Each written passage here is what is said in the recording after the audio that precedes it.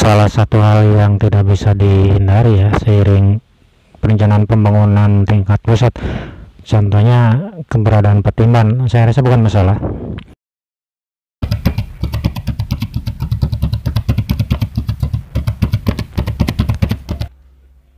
Jadi begini ya, filter kritis itu harus jalan. Kritis atas public policy, jangan berdalih di atas kata kearifan lokal. Saya pikir kebijakan publik juga harus dinamis ya. Ada kaku, yang penting nanti ada usaha dari jiwa takut untuk melakukan upaya intensifikasi di pertanian. Pada zona-zona tertentu kan masih ditetapkan sebagai lahan pertanian. Prinsip utilitarianisme di sini ya.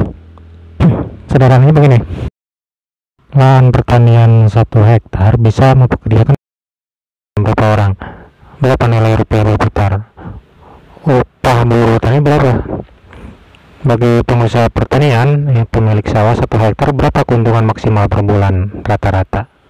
Dengan industri, berapa tenaga kerja terserap pada area seluas 1 hektar tadi ya.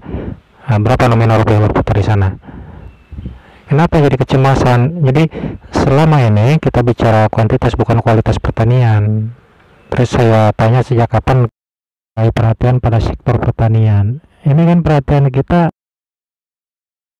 jika ada pembangunan pabrik saja biasanya, baru kita melirik ke sektor ini untuk menghantam pemerintah dengan dalih penyempitan lahan pertanian. Pemikiran kita dipenuhi ilusi-ilusi yang mengesampingkan impact dari sebuah perubahan struktur teknologi.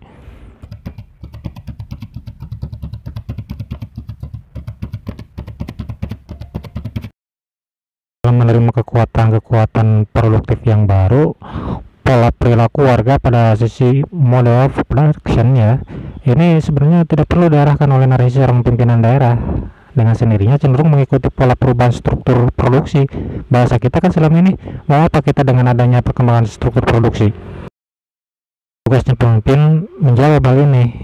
Nah, kepala daerah dimanapun saat ini harus punya kemampuan analisis arena yang baik ya. Karena pada dasarnya perkembangan struktur produksi di satu arena menyeret masyarakatnya ke dalam persaingan perilaku, khususnya persaingan perilaku ekonomi. Industrialisasi, kalau menurut saya ini belum industrialisasi karena hanya beberapa persen saja lahan kita terpakai. Saya rasa alternatif jawaban yang bisa menjadi pilihan industrialisasi ini, kita terlalu gagap saja menoleh perkembangan itu karena kurangnya pemahaman dalil-dalil sosial. Akhirnya kemarahan lebih cepat diproduksi daripada kecerdasan.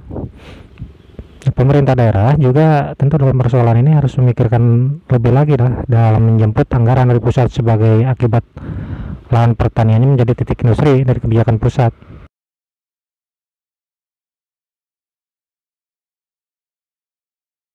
Setiap kepemimpinan bupati saya tidak paham soal ini, tapi tampaknya mereka tidak berdaya mempresentasikan nilai dari suatu titik bagi daerahnya ketika ini menjadi bagian dari strategi pembangunan nasional. Tegaknya prinsip otonomi daerah ini sebenarnya memberi peluang tumbuhnya nilai guna yang mutualisme antara pusat dan daerah. Ini harus dimanfaatkan oleh daerah.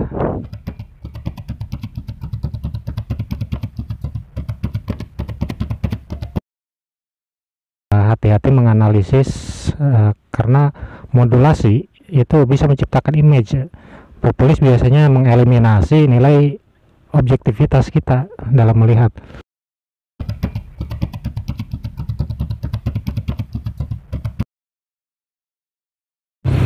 Background menentukan karakter. Nah, karakter menunjukkan sifat. Saya melihat mereka masing-masing menunjukkan konsep tersembunyi dalam kepemimpinan yang akan mereka bangun kelak ya.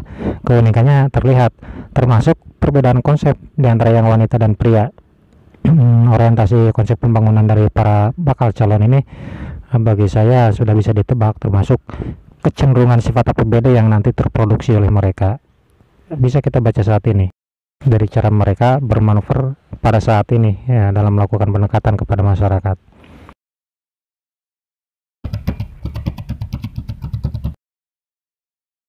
Level kepala daerah harus punya cara menghitung indeks prestasi pembantunya.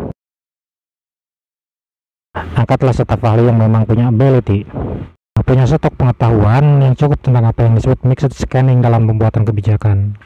Kalau Anda tanya perlu atau tidak kepala daerah melakukan itu, tanyakan dulu apa orientasi mereka, baru semuanya juga bisa menjawab. Kita gak perlu so tau dalam ranah ini. Harus dimengerti karena idealisasi seorang pemimpin itu beda-beda, makanya tiap bupati juga pasti melakukan mutasi atau rotasi.